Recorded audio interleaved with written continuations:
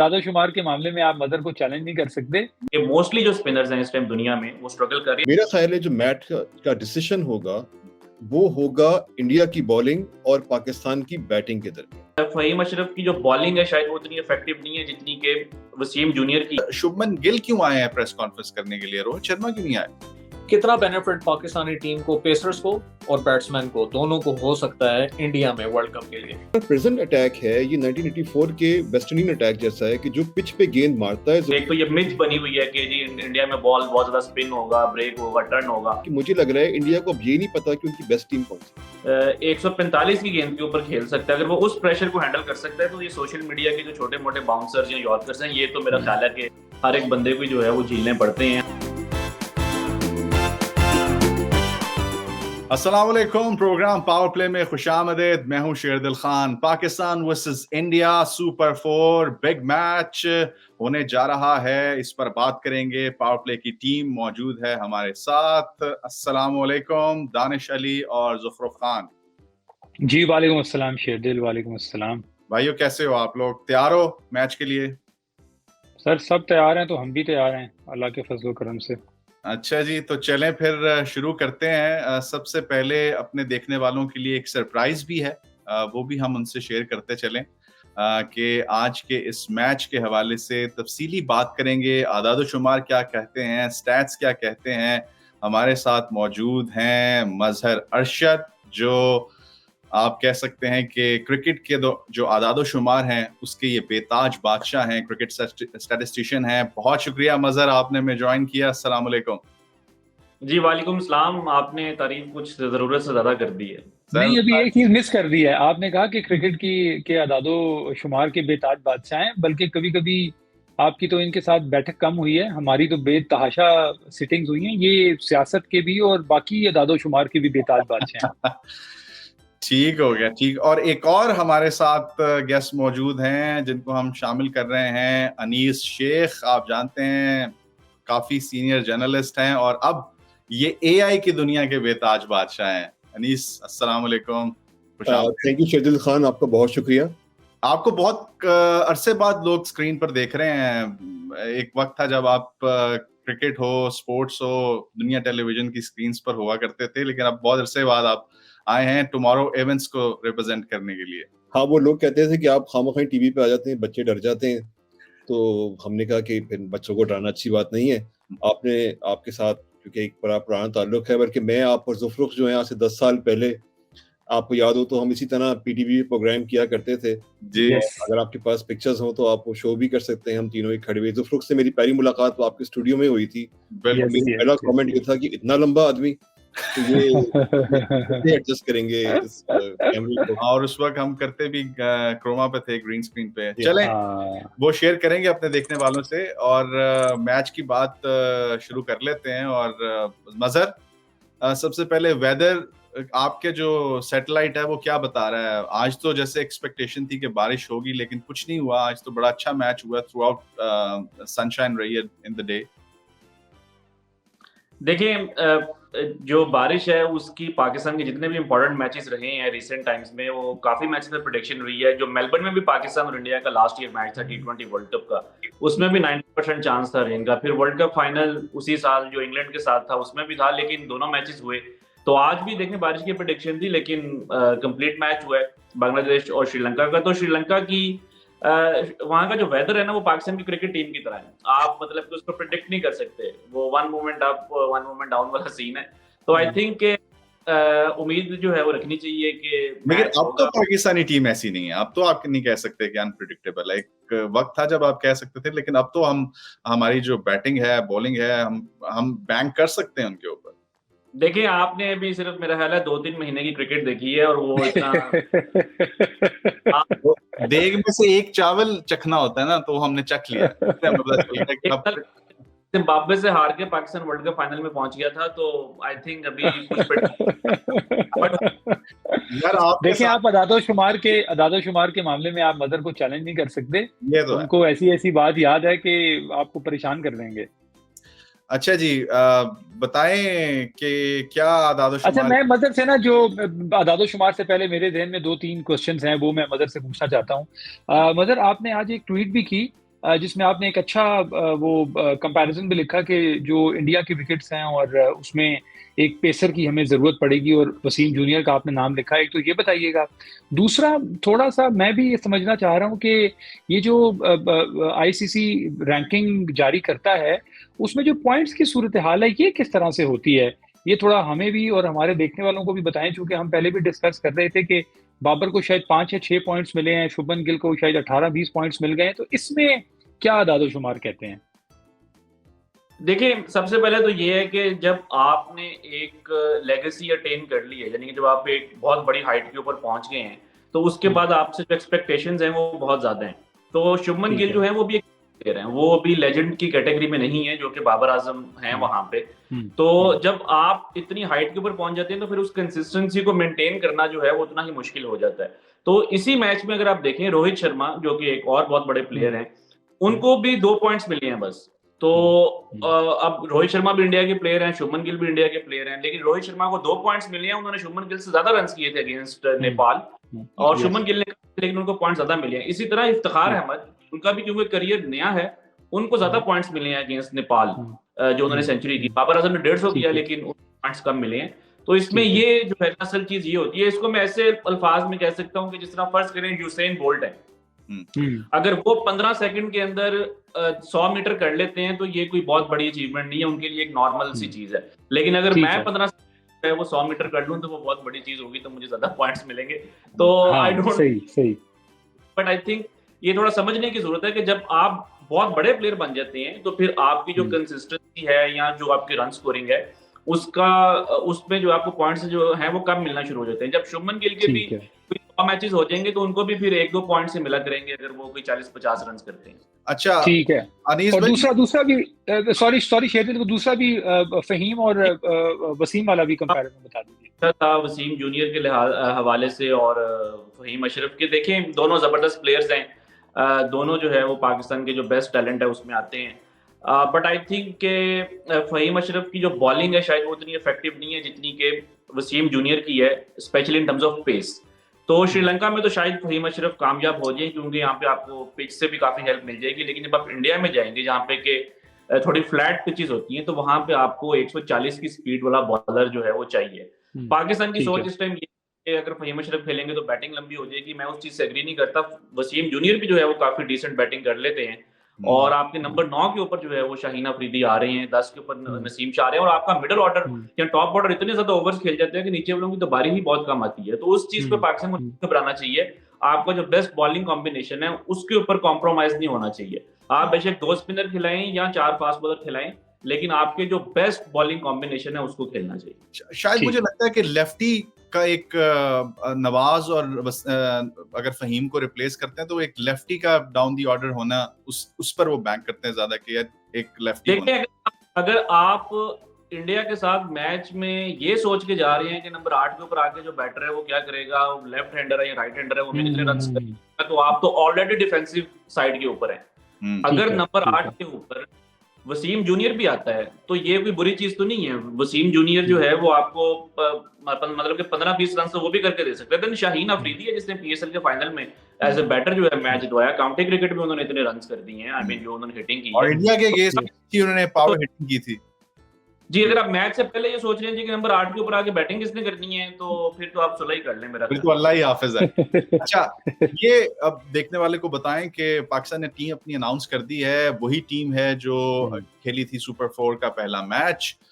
नसीम और Shaheen 3 pace bowlers के साथ, हारिस रऊफ और साथ फहीम अशरफ भी हैं।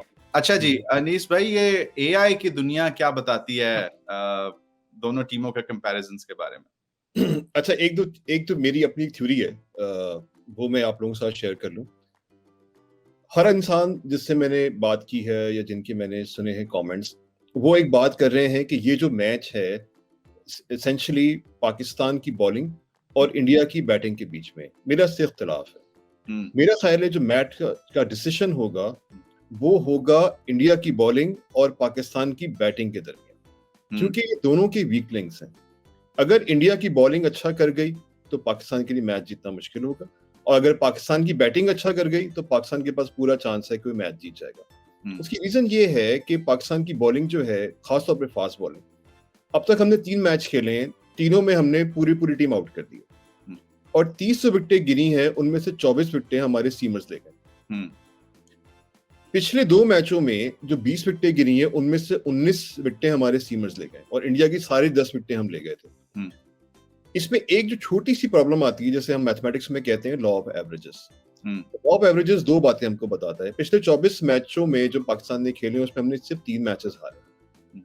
एक वो फिबोनाची सीक्वेंस होती है मैथमेटिक्स के अंदर, 3, 5, 8 उसके बाद, तो एक फिबोनाची नंबर आपको गले में पड़ सकता है। तो लॉ ऑफ एवरेजेस ये कहते हैं कि पाकिस्तान जो है on the current form you can have a bad day. Also आपके 3 पेसर्स जो हैं मुसलसल हर मैच में परफॉर्म कर रहे हैं। ये मैं सिर्फ मैथमेटिक्स की बुनियाद पे कर रहा हूँ, प्रोबेबिलिटी की जो बात करते हैं।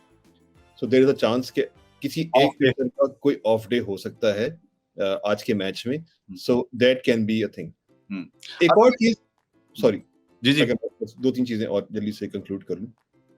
जो मैं पहले बात कर रहा था कि जो मेरा ये ख्याल है कि ये मुकाबला जो है पाकिस्तान की बैटिंग और इंडिया की बॉलिंग के बीच में होगा, उसमें 2-4 चीजें बड़ी इंपॉर्टेंट है। आपका जो नंबर 1 प्लेयर है, मतलब बैटिंग ऑर्डर के ऊपर, he is out of form, not playing well. अच्छा, बाबर आजम अच्छी फॉर्म में हैं, पिछले मैच में ज्यादा रन्स नहीं कर सके, जो एक कहना चाहिए कि एक मोजेस टीम के खिलाफ जो मैच था, nothing against Nepal of course.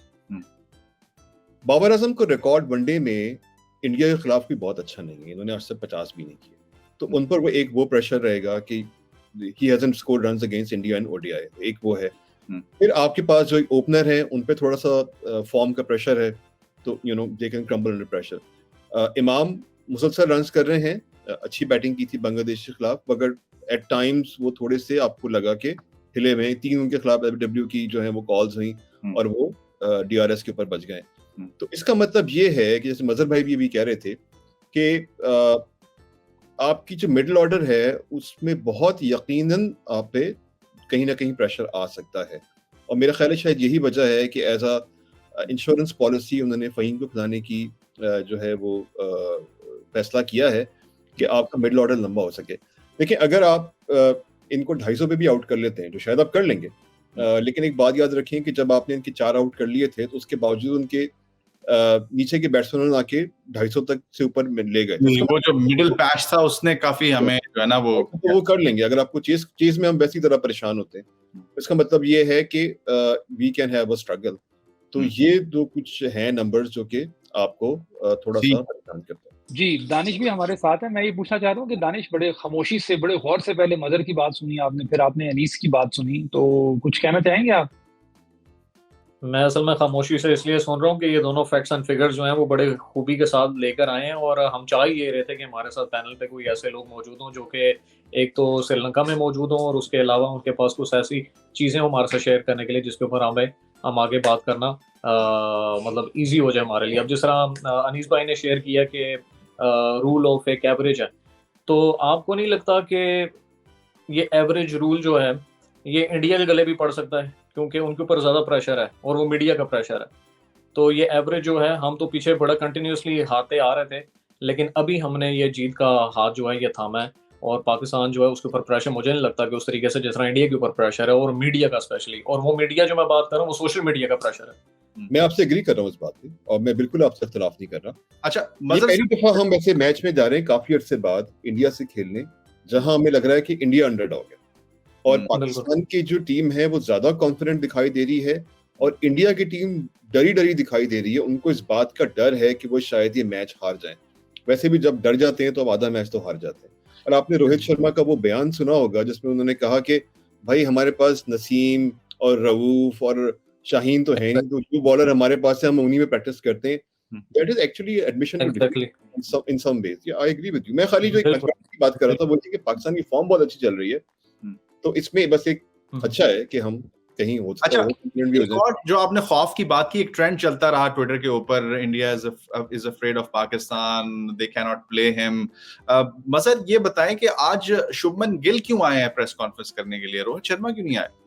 यार आ सकते हैं भाई, शुभमन गिल भी इंडिया से हैं, उनका कौन सा ताल्लुक अफ्रीका से है। टीम का कोई भी प्लेयर एक प्रेस तरफ से कॉन्फ्रेंस करने के कप्तान लिए आ आ रहा है सकता और एक तरफ से एक यंग प्लेयर आ रहा है, ये भी बड़ा फर्क होता है कि आप है। जी मीडिया को मजा है। देख रहे हैं। जी मजहर बताएं।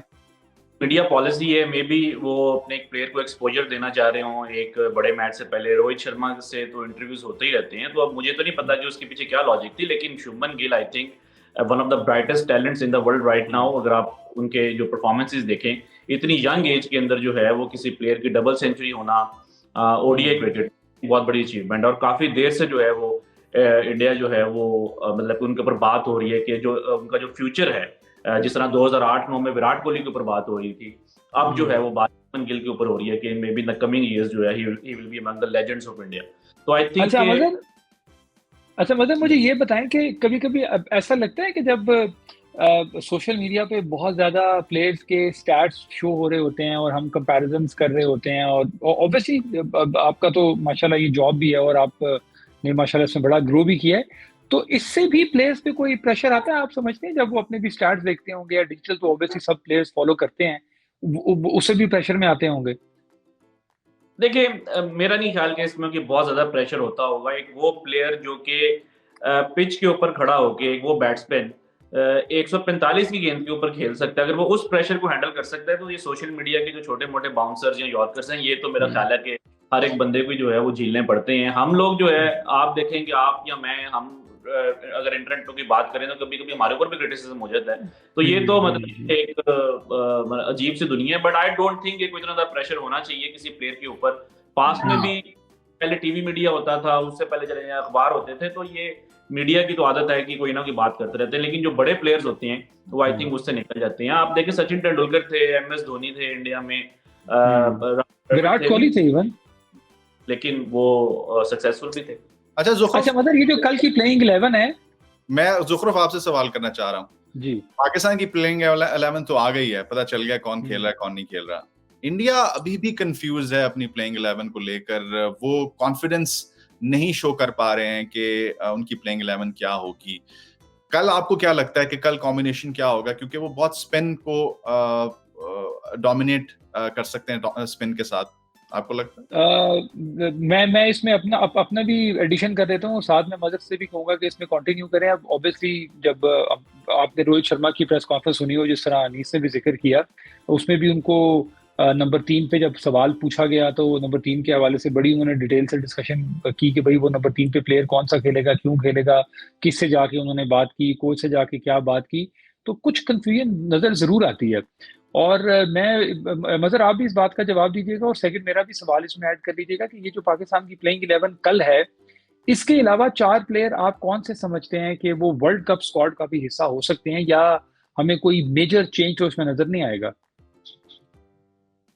देखिए, जो मुझे लग रहा है, मुझे तो अभी फहीम अशरफ पाकिस्तान के 15 में नहीं नजर आ रहे जो वर्ल्ड कप का स्क्वाड है, क्योंकि बहुत बड़ा रिस्क होगा अगर आप फहीम को लेके जाते हैं। अगर तो आप उनको एज अ फोर्थ सीमर लेके जाते हैं तो आपको फिर वसीम जूनियर को ड्रॉप करना पड़ेगा। उनको ड्रॉप करने का मतलब ये है कि अगर इंडिया में जाके कोई प्लेयर को रेस्ट करवाना पड़ गया या इंजर हो गया, कोई निगल हुई, तो फहीम अशरफ आपके थर्ड सीमर बन जाएंगे। अगेन एक बहुत बड़ा रिस्क है। अगर आप उनको किसी स्पिनर की जगह लेके जाते हैं तो फिर आप वर्ल्ड कप में 2 स्पिनर्स के साथ जा रहे हैं। उसामा मीर को अगर आप ड्रॉप करते हैं या नवाज को करते हैं, तो मुझे तो अभी जो है ना वो आई थिंक फहीम अशरफ पाकिस्तान के 15 में दिखाई नहीं दे रहे फॉर वर्ल्ड कप। शायद पाकिस्तान जो है ये एक्सपेरिमेंट कर रहा है कि उनको काफी बड़े मैचेस खिला रहा है कि कोई एक पिक्चर क्लियर हो कि क्या जो है वो पाकिस्तान के लिए कंट्रीब्यूट कर सकते। आई थिंक जो पाकिस्तान ने 17 प्लेयर्स इस के लिए जो एशिया कप है इसके लिए जो पाकिस्तान ने 17 प्लेयर्स जो पिक किए हुए हैं, मुझे जो उनमें से 2 मिसिंग प्लेयर नजर आ रहे हैं फॉर वर्ल्ड कप, वो शायद फहीम अशरफ और अब्दुल्ला शफीक। ठीक। और आज ये सवाल भी किया बाबर से प्रेस कॉन्फ्रेंस में, उन्होंने कहा कि शायद लोगों की एक्सपेक्टेशन ये है कि आप इसलिए नहीं अनाउंस कर रहे कि खिलाड़ियों के दिल टूट जाएंगे। तो उन्होंने कहा ऐसी बात नहीं है, अभी हम देख रहे हैं कि कौन से हमारे बेस्ट पॉसिबल ऑप्शंस हो सकते हैं। नहीं, एक तरह से अच्छी बात ये भी है कि अभी एशिया कप चल रहा है, एशिया कप में जिस तरह मगर ने कहा कि वो चीजें देख लें अच्छे तरीके से, उसके बाद सबमिट कर दी है पाकिस्तान ने, लेकिन अनाउंस नहीं की है अभी तक। जी, वो टीम पाकिस्तान ने आईसीसी को भेज दी है, एक सीक्रेट रखा हुआ है, और उसमें ये है कि आप 27 सितंबर तक जो है ना वो टीम को चेंज कर सकते हैं। पाकिस्तान चेंज हो गया तो वो उसको चेंज करके बता देंगे कि हमने ये टीम अनाउंस की थी। बट मुझे ये लग रहा है कि आपकी जो है ना वो इन 17 में से फ़हीम अशरफ और अब्दुल्ला शफीक शायद 15 में नहीं होंगे। अच्छा अनीस, आप बताएं मुझे। अच्छा, मैं सवाल करना चाहता हूँ जी जरा जी। अनीस साहब से भी और मजहर साहब से, दोनों से दोनों जरा कैलकुलेशन करके ये बताएं कि जो इंडिया के ट्रैक्स हैं जहाँ पे वर्ल्ड कप खेला जाएगा, और श्रीलंका में जितना पाकिस्तान ने पिछले अरसे में सीरीज खेली हैं और जितने मैचेस हम खेल चुके हैं, कितना बेनिफिट पाकिस्तानी टीम को, पेसर्स को और बैट्समैन को, दोनों को हो सकता है इंडिया में वर्ल्ड कप के लिए? देखें, कंडीशंस का तो मेरा नहीं ख्याल कि कोई फायदा होगा। इंडिया में कंडीशंस बिल्कुल जो है वो डिफरेंट होंगी। जो अफगानिस्तान सीरीज खेली थी वो वाली चीज बहुत अनलाइकली है कि आपको इंडिया में मिले, मे भी किसी एक मैच में हो जाए। इसी तरह हमने जो एशिया कप में पिचेस देखी हैं इस तरह की भी नहीं होंगी। इंडिया में काफी बैटिंग फ्रेंडली पिचेस होती हैं। अगर वहां पे बॉल टर्न या स्पिन थोड़ा बहुत हो रहा है, फिर भी वहां पे 270 280 की कंडीशंस होती हैं। एक तो ये मिथ बनी हुई है कि जी इंडिया में बॉल बहुत ज्यादा स्पिन होगा, ब्रेक होगा, टर्न होगा। मैंने तो पिछले 3-4 सालों में वहां पे वाइट बॉल क्रिकेट में जो है वो किसी ग्राउंड के ऊपर इस तरह की चीज नहीं देखी। लखनऊ में था, लेकिन वो पिच भी वो भी उन्होंने जो है वो स्क्वायर को रिले किया है, और पाकिस्तान का कोई लखनऊ में मैच भी नहीं है। तो एक तो ये है कि I think batting friendly conditions होंगी। 270 280 ये आपका जो है टोटल होगा। कई टीम्स जो है आपको अपनी फास्ट बॉलिंग से अटैक करेंगी। सिर्फ स्पिन बॉलिंग के ऊपर अटैक करने वाली जो टीम्स हैं वो एक अफगानिस्तान है और एक श्रीलंका है। और आप पूरा वर्ल्ड कप जो है वो अफगानिस्तान के ऊपर प्लान नहीं कर सकते, आपने बाकी भी टीम्स को खेलना है। तो एक तो ये है कि आई थिंक इतना ज्यादा जो पाकिस्तान ने एक स्पिन को इशू बनाया हुआ वैसा नहीं होगा। और इन टूर्नामेंट्स का जो फायदा है पाकिस्तान को वो ये होगा कि मैच प्रैक्टिस, कॉन्फिडेंस और एक बड़ी टीम के अगेंस्ट जो है वो प्रेशर में खेलना। इंडिया के साथ पाकिस्तान एक प्रेशर वाला मैच खेला है, आपने अच्छी बॉलिंग की, अब एक और मैच खेलेंगे। अगर फाइनल भी हो जाता है तो एटलीस्ट जब पाकिस्तान अहमदाबाद में जाएगा तो वो पाकिस्तान को आइडिया होगा कि हमने उस प्रेशर को कैसे हैंडल करना है, मैचअप्स क्या हैं, ये फायदा होगा। इन कंडीशंस का जो है ना वो पाकिस्तान को इतना खास फायदा नहीं होगा वर्ल्ड कप। तो अनीस भाई, आप देखें आईपीएल के अंदर जिस तरह हमारे प्लेयर्स तो खेलने जाते नहीं हैं, लेकिन ऑल ओवर द वर्ल्ड वहाँ पे ओवरसीज प्लेयर्स खेलने के लिए आते हैं, तो वहाँ पे सीमर्स कितनी विकेट्स लेते हैं। और इसी मेरा ख्याल है ये एक बहुत इंपॉर्टेंट वजह है कि इंडिया जो है वो पेसर्स प्रोड्यूस नहीं कर पा रहा, कि उनके पास वैसे ट्रैक्स नहीं है। अच्छा, एक बात दानिश मैं ऐड करना चाहूंगा मजहर भाई की बात में, कि वहाँ वाकई जो पिचेस अगर आप आईपीएल में भी देखें और बाकी जगहों पे भी देखें तो they are different from what we are seeing here. तो वो एसेंशियली बैटिंग पिचेस होंगी। अच्छा, हमारा जो अटैक है उसके बारे में मेरी एक थ्योरी ये है, जो इस वक्त हमारा करंट अटैक है ये ट्रेडिशनल पाकिस्तानी अटैक नहीं है, ये मुझे ट्रेडिशनल वेस्ट इंडियन अटैक लगता है। क्योंकि जो ट्रेडिशनल पाकिस्तानी अटैक होता था वो रिवर्स स्विंग और डिफरेंट तरह की स्किल्स एग्जीक्यूट करता था। जो हमारा प्रेजेंट अटैक है ये 1984 के वेस्ट इंडियन अटैक जैसा है, कि जो पिच पे गेंद मारता है जोर से, पटकता है, और उसके बाद उस जो ऑफ द पिच जो उसकी पेस होती है, जो थोड़ी सी मूवमेंट होती है, उस पर कैपिटलाइज करता है। और इसीलिए भी हमने 4 फास्ट बॉलर खिलाए हैं। जो क्लाइव लॉयड की थ्योरी थी कि आपको सांस लेने का मौका ना मिले, तो हम उस थ्योरी पे ज्यादा चल रहे हैं। अगर आप उसको जरा सा पीछे देखें हिस्टोरिकली, तो वेस्ट इंडीज के पेसर जो थे वो इंडिया में भी कामयाब होते थे। एक ये नहीं कि वो रिवर्स स्विंग वगैरह करते थे, वो बहुत कम इस तरह की स्किल थी उनकी एग्जीक्यूट करने की, मगर वो यही करते थे कि वो गेंद पटकते थे पिच के ऊपर, और ऑफ द पिच जो उनकी पेस जाहिर है हमारे बॉलर्स की भी वैसी है, उससे वो एडवांटेज देते थे। तो मेरा ये ख्याल है कि पाकिस्तान की जो पेसर्स हैं अगर इसी फॉर्म में रहे, फिट रहे, तो हमें इंडिया में भी एडवांटेज देंगे।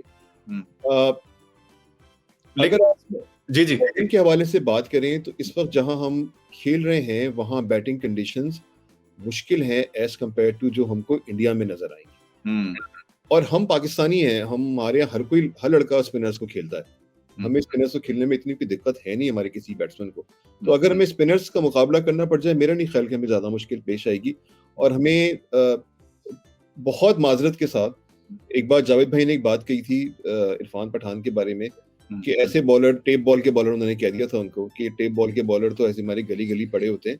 मैं डिसरिस्पेक्टफुल नहीं हो रहा, अगर ये फैक्ट है कि पाकिस्तान में आपको गलियों में अच्छे पेसर्स नजर आ जाएंगे, तो 130 पे जो पेसर्स हैं, मेरे ख्याल से हम जो 5 बैठे उसमें से 3 ऐसे होंगे जो 130 फेंक चुके होंगे कभी ना कभी। तो वो इतनी बड़ी वो नहीं होती हमारे यहाँ। तो हमारे यहाँ पेस बैटरी बहुत अच्छी है, पेस खेलने की हमें आदत है, स्पिन हम हमेशा से खेलते हैं। मेरा नहीं ख्याल कि हमें बैटिंग में चैलेंज होगा, सिवाय इसके कि मुझे अभी भी अपना जो मिडिल ऑर्डर है वो अनटेस्टेड नजर आता है। अच्छा, in comparison to India however, आप देखिए पिछले 6 महीने साल में इंडियाई क्रिकेट और पाकिस्तानी क्रिकेट, पाकिस्तान ऑलमोस्ट एक ही टीम खेलता चला आ रहा है, की तब्दीली होती है।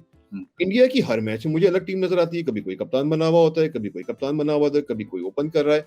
उन्होंने इतनी बहुत किया है कि मुझे लग रहा है इंडिया को अब ये नहीं पता कि उनकी बेस्ट टीम कौन सी है। और इतने बड़े टूर्नामेंट से पहले मेरा ख्याल है कि ये बड़ी गलत स्ट्रैटेजी थी कि इन्होंने इतनी चेंजेस अपनी टीम में किए कि अब इनको खुद, जैसा आपने अभी शेरदिल ने भी कहा, कंफ्यूजन है कि समझ ही नहीं आ रहा टीम कौन सी खिलानी है। तो ये एक पाकिस्तान जैसी एस्टैब्लिश टीम के खिलाफ जो है वो मेरा ख्याल है उनको कुछ इंजरीज के प्रॉब्लम भी उनको हुए और कुछ बाकी प्रॉब्लम्स भी, कुछ मैनेजमेंट को लेके भी प्रॉब्लम्स हुए। अच्छा, मजर से एक सवाल, जिससे मिडिल ऑर्डर में हमें थोड़ा सा एक प्रॉब्लम फेस करना पड़ता है कभी कभार कि कोलैप्स हो जाता है। मिडिल ओवर्स में हमें थोड़ा सा प्रॉब्लम हमने देखा इस टूर्नामेंट में भी कि विकेट्स हमें मिडिल ओवर्स में नहीं मिली। शायद पहले शादाब पर हम बहुत ज्यादा बैंक करते थे क्योंकि शादाब 1 2 3 विकेटें निकाल जाते थे मिडिल ओवर्स में। तो शादाब के फॉर्म के हवाले से आपको क्या लगता है कि कुछ एक्सपेक्ट किया जाए कि इस मैच में कुछ विकेट्स निकालेंगे मिडिल ओवर्स में? देखिए, ऐसा है कि स्पिनर्स इस टाइम पूरी दुनिया में स्ट्रगल कर रहे हैं। ऐसा नहीं है कि सिर्फ पाकिस्तान के जो स्पिनर्स हैं उनको मुश्किलात हो रही हैं। अगर आप इस पूरे साल में देखें तो सिर्फ एक ऐसा स्पिनर है जिसने के 5 आउट किए हैं, वो वनिंदु हसरंग है। बहुत लो रैंक टीम्स के अगेंस्ट उन्होंने 5 आउट किए हैं। फास्ट बॉलर्स को अगर आप देखें, जो फुल मेंबर टीम्स हैं, मैं उनकी बात कर रहा हूं, तो आपको 7 फास्ट बॉलर्स नजर आएंगे जिन्होंने के 5 विकेट्स लिए एक मैच में। आप अभी रिसेंट वाला मैच देखें इंग्लैंड का, आदिल रशीद, उन्होंने भी स्ट्रगल किया। आप राशिद खान को देखें पाकिस्तान के अगेंस्ट, उन्होंने भी स्ट्रगल किया। तो एक तो ये है कि कंडीशंस जो है ना वनडे क्रिकेट में थोड़ी मुश्किल है, क्योंकि एक तो बैटर्स के पास टाइम होता है। अभी एक राशिद खान ने भी एक रिसेंटली मैच खेला, उन्होंने मिड इन ओवर किया पहला, और उसके बावजूद उनको विकेट नहीं मिली। यही अगर T20 मैच होता तो जब आप 3-4 डॉट बॉल्स खेलते हैं तो बैटर के ऊपर प्रेशर आता है और वो उसको शॉट मारने जाता है और वो आउट हो जाता है और बॉलर को विकेट मिल जाती है। तो एक तो 4 फील्डर्स भी होते हैं मिडिल ओवर्स में वनडे क्रिकेट, T20 में जो है 5 होते हैं।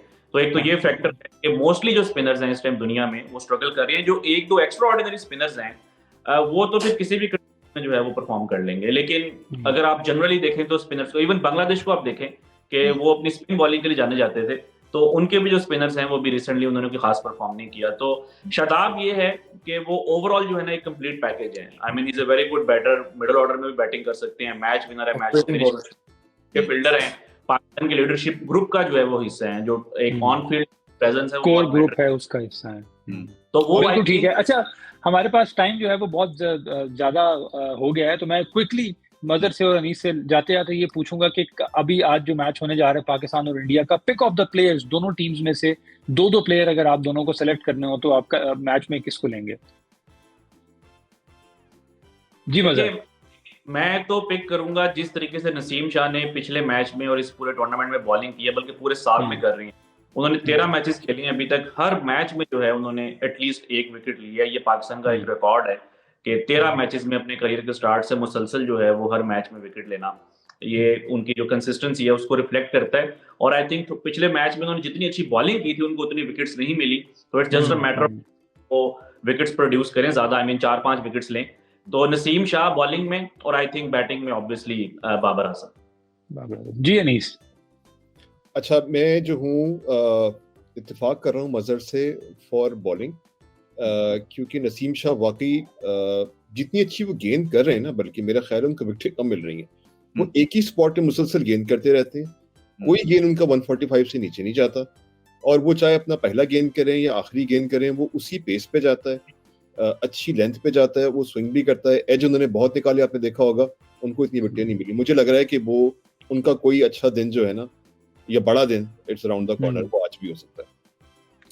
जहां तक बैटिंग में मेरा ख्याल ये है कि जाहिर है बाबर आजम बहुत बड़ा प्लेयर है, वो किसी दिन भी 100 कर सकते हैं, बट अगर मैं देखूं मुझे लग रहा है कि रिजवान की जो फॉर्म है और वो जिस नंबर पे बैटिंग कर रहे हैं, मेरा ख्याल है कि वो एक अच्छा स्कोर आज करेंगे। जो पाकिस्तान के हवाले से अगर देखा जाए, अगर इंडिया के हवाले से देखा जाए, विराट कोहली का रिकॉर्ड पाकिस्तान के खिलाफ बहुत अच्छा है। एशिया कप में 183 की उन्होंने इनिंग खेली थी, और ये होता भी है जब एक आध दफा वो फेल होते हैं तो उसके बाद he comes back with the force very hard.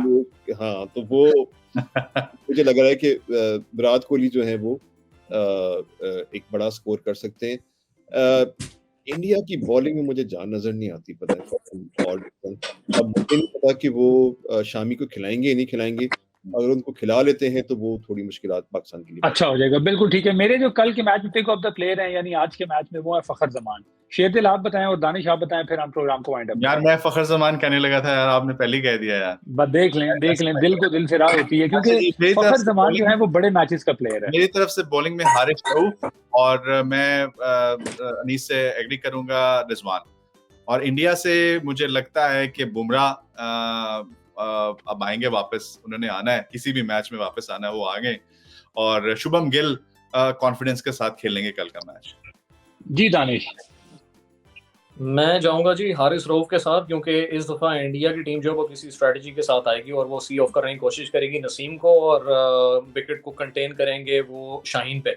तो इस दफ़ा अग्रेसिव नजर आएंगे हारिस रऊफ। तो मैं हारिस रऊफ को जो है वो नॉमिनेट करता हूँ पाकिस्तान की तरफ से। आपने बैटिंग जो है वो मैं नॉमिनेट करवा रहे हैं? मैं सर नॉमिनेट कर दिया और मेरी दुआ फखर के लिए इस दफ़ा। अच्छा, फखर के लिए। चलिए आखिरी सवाल मजहर से मैं करता चलूं। मजहर, अगर मैच बारिश की नजर होता है, एक पॉइंट मिलता है सुपर 4 में, फिर क्या अदाद दो शुमार क्या कहेंगे, फिर कौन जाएगा? रिजर्व डे है हमारे पर। अगर रिजर्व डे भी नहीं होता फिर मतलब उसमें भी मैच नेगेटिव सोच रहे कि उसमें ये पाकिस्तान के जो है वो 3 पॉइंट्स हो जाएंगे, इंडिया का 1 ही पॉइंट होगा। उसके बाद अभी इंडिया के जो है वो 2 और मैचेस हैं, तो आप अभी बहुत जल्दी जो है उस चीज को प्रिडिक्ट नहीं कर सकते। बट ये है कि आई थिंक इस स्टेज के ऊपर तो दोनों को फायदा होगा कि दोनों का 1-1 पॉइंट मिल रहा है और कोई भी टीम अभी तक इस सुपर 4 में मैच नहीं हारी। तो ये तो डिपेंड करेगा कि उसके बाद वाले जो मैचेस हैं वो फिर पाकिस्तान और इंडिया जो है वो कैसे खेलते हैं। और पहले कल बैटिंग करने वाले को फायदा होगा या बॉलिंग करने वाले? देखिए श्रीलंका में चेज करना बहुत मुश्किल रहा है हिस्टोरिकली जो है ना। श्रीलंका में जो 300 भी जो है ना, स्पेशली डे नाइट मैचेस में, वो सिर्फ 2 या 3 बार जो है वो चेज हुआ है। अभी एक रिसेंटली पाकिस्तान किया था, लेकिन वो भी देखिए अफगानिस्तान के अगेंस्ट था, वो कोई इतनी स्ट्रॉन्ग टीम नहीं। अगर आप बड़ी टीम्स निकाल लें तो श्रीलंका में कभी भी जो है वो 300 चेज नहीं हुआ। अगर आप टॉप 5-6 टीम्स की बात करें जिसमें इंडिया, ऑस्ट्रेलिया, इंग्लैंड, पाकिस्तान आता है, तो इतने टारगेट वहां पे चेज नहीं होते। इवन 250 भी मुश्किल से होता है। तो आई थिंक बेहतर ये है कि जो टीम टॉस जीते वो पहले बैटिंग करे। अगर आप 250 रन भी कर जाते हैं तो एक विनिंग टोटल हो सकता है।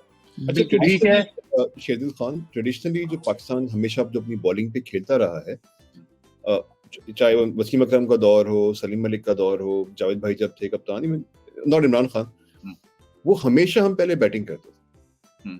आपको याद 99 के वर्ल्ड कप में वसीम अकरम ने बयान दिया था कि हम तो सिर्फ 200 रन करते हैं, फिर किसी में हिम्मत है तो कर ले। तो वो हमारा ट्रेडिशनल तरीका भी ये है कि हम पहले बैटिंग करते हैं, वो प्रेशर नहीं देते। हमारा जो स्ट्रॉन्ग होल्ड है वो हमारी बॉलिंग है, एग्जैक्टली। बिल्कुल आप ठीक कह रहे हैं। और पाकिस्तान टीम के लिए भी बेस्ट ऑफ लक है। आज मैच होने जा रहा है, बड़ा जबरदस्त मैच होगा। हम तवक्को कर रहे हैं कि अच्छा मैच हो और ये मैच पूरा हो, चूंकि पाकिस्तान इंडिया के मैचेस पिछले 5 सालों में या 10 सालों में बहुत ज्यादा नहीं हुए हैं, तो आवाम चाहती है, हम चाहते हैं कि मैचेस पूरे हों। आप दोनों मौजूद मेहमानों का बहुत बहुत शुक्रिया। Mother, thank you so much, आप रात के इस पहर हमारे साथ शामिल हुए। अनीस आपका बहुत बहुत शुक्रिया और शेरदिल, दानिश, आप लोगों का भी बहुत बहुत शुक्रिया। इंशाल्लाह कल मैच के बाद अच्छे रिजल्ट के साथ आपकी खिदमत में हाजिर होंगे। आज के पावर प्ले के लिए इतना ही। अपना ख्याल रखिएगा। अल्लाह हाफिज। अल्लाह हाफिज। Thank you mother, thank you Anees.